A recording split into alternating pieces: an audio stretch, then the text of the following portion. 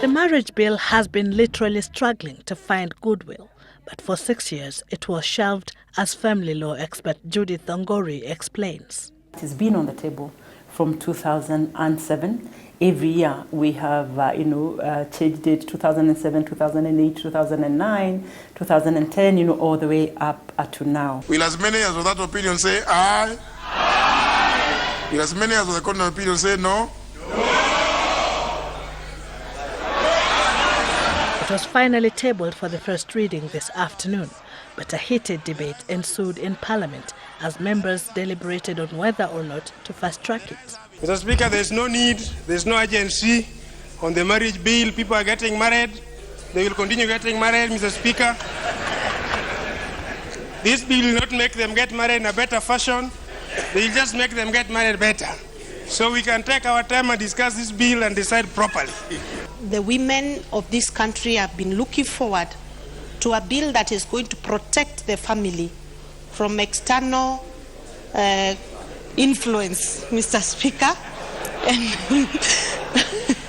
Mr. Speaker, therefore, I think it's about time, and I can tell you that we are all really looking forward to passing these very important bills. Mr. Speaker, sir, you understand very well that when this motion will be approved, we as men, we have to suffer the liability because we have, even Mr. Speaker, it means that some of your property will actually go.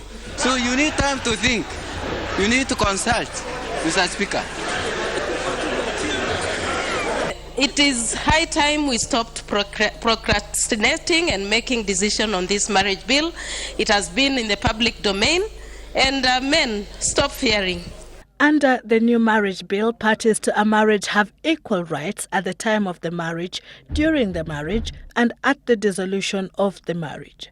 The bill seeks to recognize only 6 kinds of marriages: the Christian, civil, customary, Hindu, Islamic, and marriages by other faiths or groups.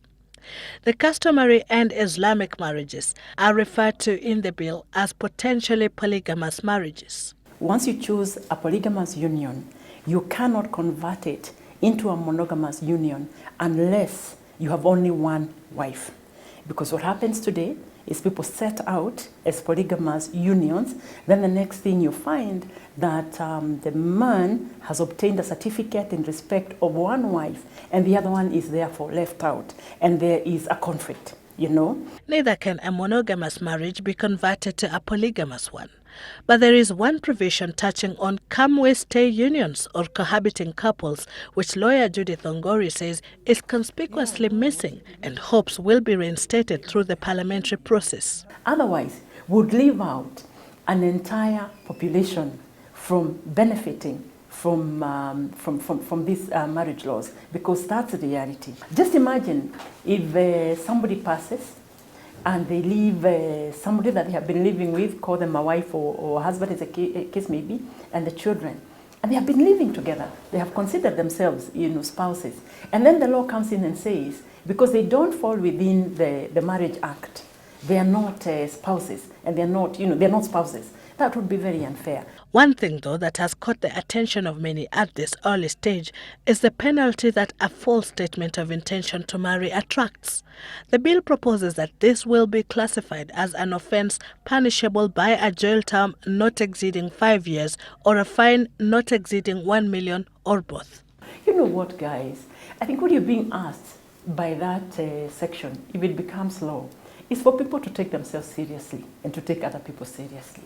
By the time you make a proposal to marry, it needs to be a serious promise. It needs to be a serious proposal. You've thought about all the circumstances. Other offences include marrying a person below 18 years, where one becomes liable to a jail term of up to 5 years or ₦1 million fine or both. If one is guilty of inducing a spouse to consent by coercion or fraud, they would risk a jail term of up to 3 years or a fine of 300,000 shillings or to both. Sylvia Chebet, Citizen Live at 9.